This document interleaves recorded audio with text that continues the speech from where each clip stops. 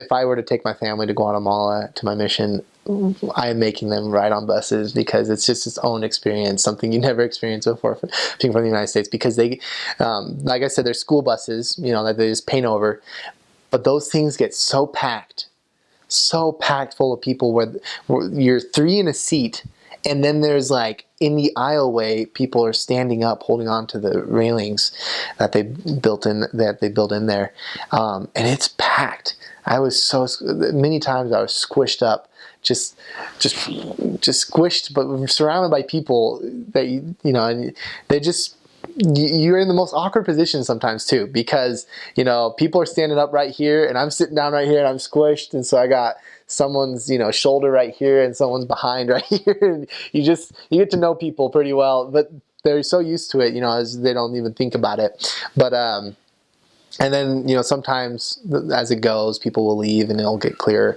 But yeah, the highways there, so there's no speed limits really. I think there are. I drove a little bit, and there are speed limits posted every once in a while, but it's not really enforced, the speed as much. But what they do to control it instead is they build speed bumps everywhere.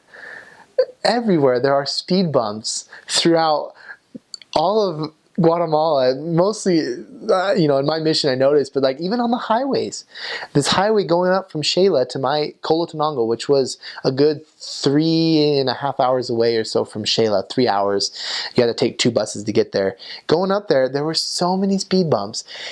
Oh my gosh. And they would speed up, slow down really quick, go over the speed bump, speed up, slow down really quick, and so you're like going. And there's so many corners because they don't go underneath like through tunnels or something on the mountains.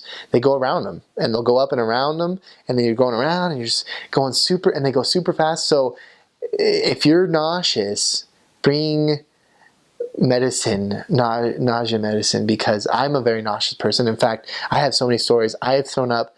There was a time where I had to go constantly from Huehuetenango to Shela, which is about a 2-hour drive, and every single time, at least either on the way there or on the way back, I threw up at least once every bus ride. So I always had to bring a plastic bag, and I have stories when it first happened. When I first was there, I remember I threw up like 3 times in one day, and I think it was because I was sick a little bit, but the bus rides don't help. And so on the way there, I got off the bus immediately, like right when we got to Huehue, I got off and I went behind this billboard and I threw up, and then I made the mistake and I ate ice cream because I thought, okay, I need something for my stomach, and I ended up throwing that up later on, and this dog comes up and start eating it while I'm sitting there. I'm just like, provecho, which means like enjoy, or and then I was on the bus on the way back, and thankfully I had a bag, but I had just drinking a ton of water, and it all came back up. And I was in the back of the bus, and it was super full, and it was going speed bumps and turning, and I just all over in that bag. And thankfully not really too many people noticed, but I had nowhere to put it. So I just threw it out the window. So that was I did that many times. I always made sure I had a bag. But then I found there's these nausea medicines, little pills you can buy there for like 50 cents a piece or something like that. And so I ended up doing that, and that helped me a lot, actually. I forgot what they were called, Nauseol or something like that. So that's something to look for if you get nauseous. But so that's kind of the experience of riding on the bus. Is packed. You're flying around, all sorts of smells and people you meet. It's fun. Sometimes in the cities, there's they'll use vans, and so you'll have these little mini vans, that they turn into buses. They'll build like extra seats and stuff around, and they'll cram those things full of people to the point where there are people hanging on the rail outside the van. So it's so full in there, all you can do is step up on the edge with the van door open, and you're holding onto the rail hanging outside. And those were some of the fun times. I'm pretty sure every missionary in our mission had done that, just at least once, just holding out, and you take a photo, and you're out there hanging, just with the wind blowing by out in the middle of the city. It was a lot of fun. A lot of times there's pickup trucks, like, in Colotenango, they would have pickup trucks with railings, and so that people would get in the back of the pickup truck and they take them up through the mountains to different places that they needed to go. So it was a lot of fun. That was really one of my favorite things to do, was just ride in the back of the pickup truck, wind in your face, and you see all these, as you're driving around the mountains, you just see all them down in the valley and the river and all these. It's just beautiful. It really is. Guatemala is very beautiful.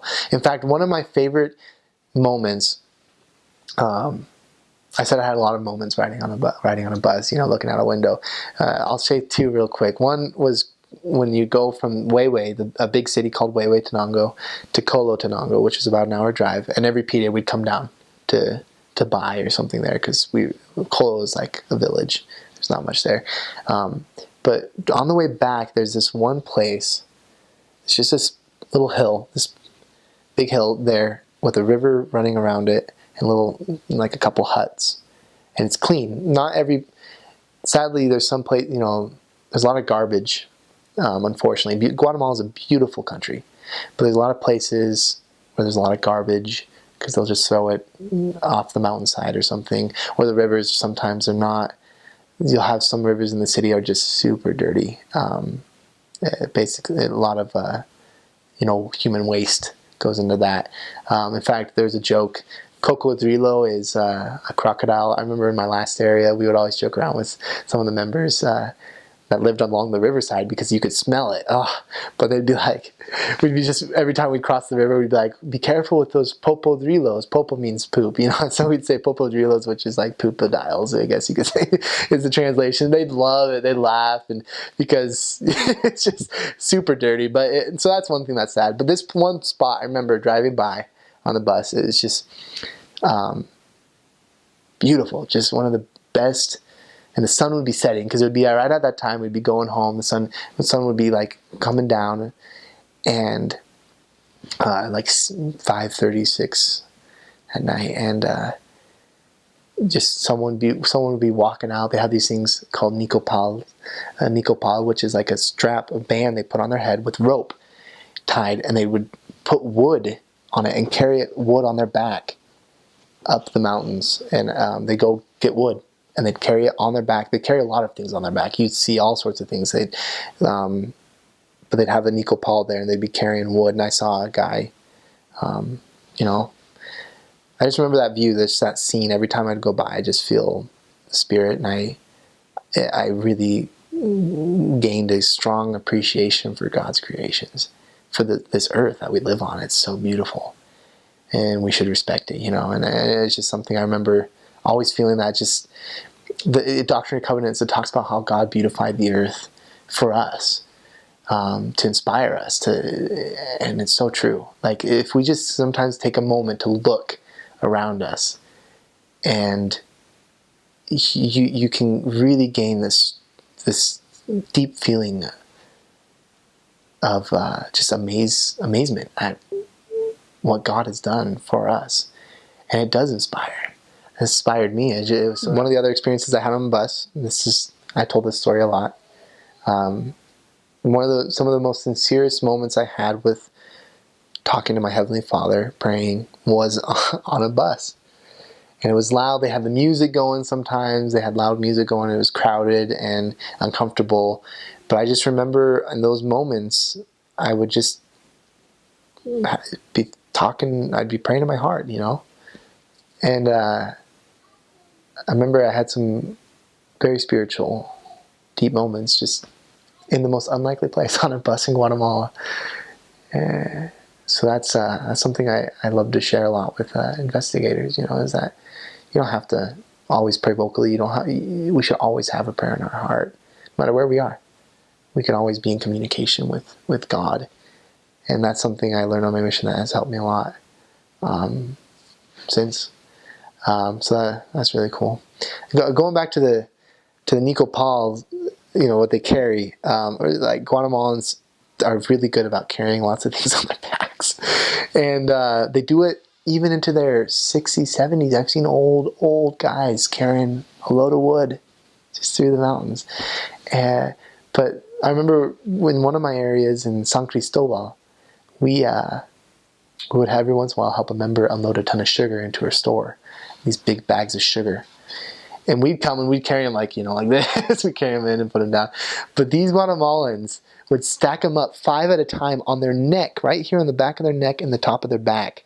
Just stack them up, and they'd carry them in. And it's kind of funny how they're really good at doing that. So that was just something a little interesting.